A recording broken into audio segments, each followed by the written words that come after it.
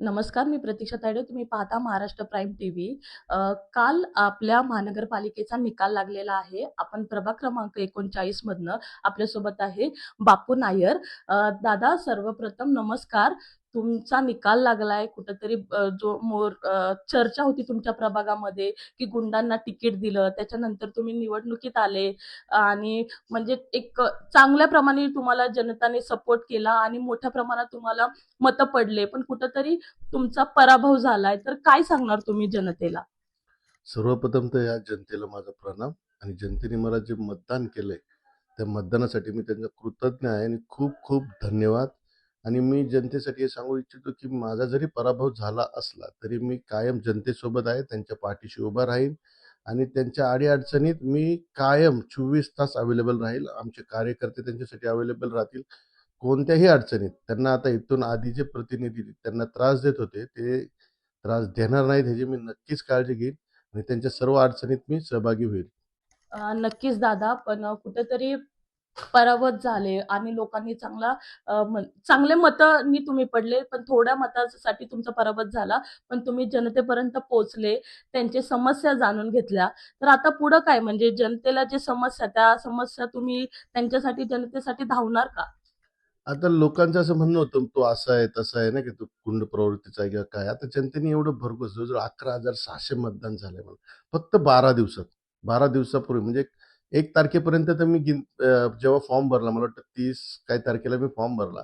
त्याच्या अगोदर तर माझं काही म्हणजे काय कुठलीच प्लॅनिंग नव्हती, काही नव्हती. पण मी जनतेत गेल्यावर मला समजलं की जनता इतकी भरभरून प्रेम देत होती आणि त्यांच्या अडचणी सांगत होते. कारण आधीच्या लोकप्रतिनिधींनी त्यांना खूप लांब ठेवलं होतं. पण आता मला असं वाटतं नक्कीच की ती चूक आताचे निवडून आलेले लोकप्रतिनिधी करणार नाहीत. त्यांची कामं ते बरोबर चोख करतील. फक्त त्यांनी कुठल्याही प्रकारचा भ्रष्टाचार करू नये हीच अपेक्षा. कारण आता इथून पुढं मी प्रभागात कार्यरत राहील. जनतेच्या सेवेसाठी मी 24 अवर्स अवेलेबल राहील आणि तसं प्रतीक कदमांचं पण वचन आहे की ते पण त्यांनी सांगितलं की ते पण कायम सगळ्या प्रत्येक घरात आमचा माणूस पोचेल आणि त्यांच्या अडचणी सॉल्व्ह करेल हे आम्ही ठरवलंय. नक्कीच दादा, तुमच्या पॅनलमधनं, राष्ट्रवादीमधनं तुमचा एक मित्र जे आता विजयी झाला आणि तिनेही तुम्ही पराभूत झाले. आणि तुमच्या समोर जो विरोध पार्टी होती ती भारतीय जनता पार्टी होती, जे उमेदवार होते.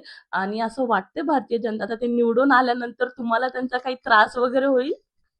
आता ते सांगता येत नाही त्रास होईल, पण एखाद दुसरी खोटी केस करायला पण ती मागे-पुढे बघत नाहीत. आता काय आधी पण भरपूर खोटे केसेस झाल्यात. आता काय ते राजकारण एक वेगळ्या पातळीवर आहे आता. त्याची एक पद्धत वेगळी आहे, की समोरच्याला कसं नामहराम करायचं. मग असे खोटे केसेस करणे, काहीतरी भानगड तयार करणे किंवा दुसऱ्याच्या भानगडीत गुंतवणे असा प्रकार घडत राहतो. आता आलोयच आपण मुख्य प्रवाहात, तर हेच थोडे सहन करायची ताकद ठेवायची. नक्कीच दादा, आता तुम्ही या प्रवाहात आले, तुम्ही जनतेच्या म्हणजे जनतेचे हे करणार आहेत, तुम्ही प्रॉब्लेम सॉल्व्ह आणि त्यांची सेवा करणार आहे. मग पुढं काय तुमचं, की म्हणजे एखादं पक्षाचं तिकीट घेऊन परत तुम्ही निवडणुकीला उतरणार? आता जनतेच्या सेवेसाठीच तुम्ही तत्पर राहणार का? निवडणुकीला तर नक्कीच पुढच्या वेळेस तयार राहू. पुढच्या वेळेस आता जेव्हा केव्हा निवडणूक लागेल तेव्हा तर नक्कीच तयार राहू. बाकी पण आता मी तुम्हाला सांगितल्याप्रमाणे आधीचा जो आता निवडून आलेला उमेदवार आहे त्यांनी काहीतरी चुका केल्यात त्यांच्या फॉर्ममध्ये. त्याच्यावरती आमची लीगल टीम काम करते. तिथे लवकरच तुम्हाला त्याचं जेव्हा हायकोर्टाचं किंवा कोर्टाचं काय येईल तेव्हा तुम्हाला नक्कीच कळवू. आणि निवडणूक तर पुढच्या नक्कीच लढू आम्ही. मी लढेल किंवा कोणी आमच्यातला कोणी लढेल, पण लढेलच. काय हरकत नाही. पण जनतेच्या सेवेसाठी आता तुम्ही तत्पर राहणार. आता जनतेसाठीच वाहून देणार. तटकर नाही आता फक्त जनता आणि मी. त्यांच्या अडचणी बाकी काही काम नाही. तेवढंच एक काम आहे आता. नक्कीच.